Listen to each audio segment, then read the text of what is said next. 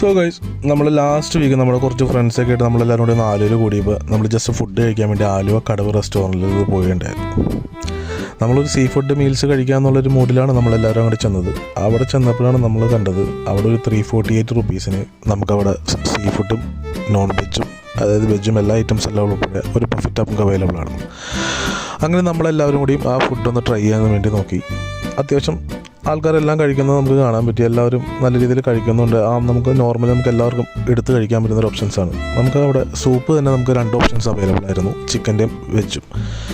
നമ്മൾ ചിക്കനാണ് പ്രിഫർ ചെയ്തത്. എല്ലാവരും ചിക്കൻ്റെ സൂപ്പെല്ലാം കഴിച്ചു. അതുപോലെ തന്നെ നമ്മൾ ആദ്യം പോയത് നെയ്ച്ചോറ്, അതുപോലെ തന്നെ ചിക്കൻ റോസ്റ്റ്, അതുപോലെ തന്നെ ബീഫ് ഫ്രൈ, ഇതെല്ലാം ട്രൈ ചെയ്ത് നമ്മൾ ജസ്റ്റ് നോക്കി. നമുക്ക് ഏകദേശം 6 നോൺ വെജ് ഐറ്റംസ് നമുക്ക് അവൈലബിൾ ആയിരുന്നു. അതെല്ലാം നമ്മൾ ജസ്റ്റ് ട്രൈ ചെയ്ത് നോക്കി. ജസ്റ്റ് ഒരു ഹൈ സെറ്റപ്പ് എന്ന് പറയാനൊന്നും ഇല്ലെങ്കിലും നമുക്ക് അത്യാവശ്യം എല്ലാം ഇഷ്ടപ്പെട്ടു. കൂടാതെ തന്നെ നമുക്ക് അവിടെ റൈസും അവൈലബിൾ ആണ്. റൈസിൻ്റെ ഒപ്പം തന്നെ നമുക്ക് ഫിഷ് കറിയുടെ കറിയും അതുതന്നെ ഫിഷ് ഫ്രൈയും എല്ലാം നമുക്ക് അവൈലബിൾ ആയിരുന്നു. അതെല്ലാം നമ്മൾ അത്യാവശ്യം നല്ല രീതിയിൽ കഴിക്കുകയും ചെയ്തു. നമുക്ക് കൂന്തൽ ഫ്രൈ അങ്ങനത്തെ ഐറ്റംസ് നമുക്ക് അവൈലബിൾ ആയിരുന്നു. കൂടാതെ നമുക്ക് ഡെസേർട്ടിൽ നമുക്ക് അവിടെ അവൈലബിൾ ആയിട്ടുണ്ടായിരുന്നത് ഒരു പുഡിങ്ങും 2 കട്ട് ഫ്രൂട്ട്സ്, ഒരു ബ്രൗണീസ്, പിന്നെ ഒരു പായസം, അങ്ങനത്തെ ഐറ്റംസാണ്. കൂടാതെ തന്നെ നമുക്കവിടെ ഒരു സാലഡ് കൗണ്ടർ ഉണ്ടായിരുന്നു. നമുക്ക് സാലഡ് മേക്ക് ചെയ്യാം. സാൻഡ്വിച്ച് ഉണ്ടാക്കണമെങ്കിൽ നമുക്ക് സാൻഡ്വിച്ച് ഉണ്ടാക്കാം.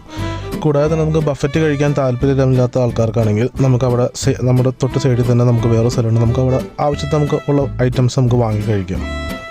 അപ്പോൾ നമ്മളേതായാലും ബഫറ്റാണ് ട്രൈ ചെയ്തത്. നമുക്ക് അത്യാവശ്യം തിരക്കേടില്ലാത്ത രീതിയിലാണ് തോന്നിയത്. അപ്പോൾ നിങ്ങളൊന്ന് ട്രൈ ചെയ്തിട്ട് പറയൂ. Thank you.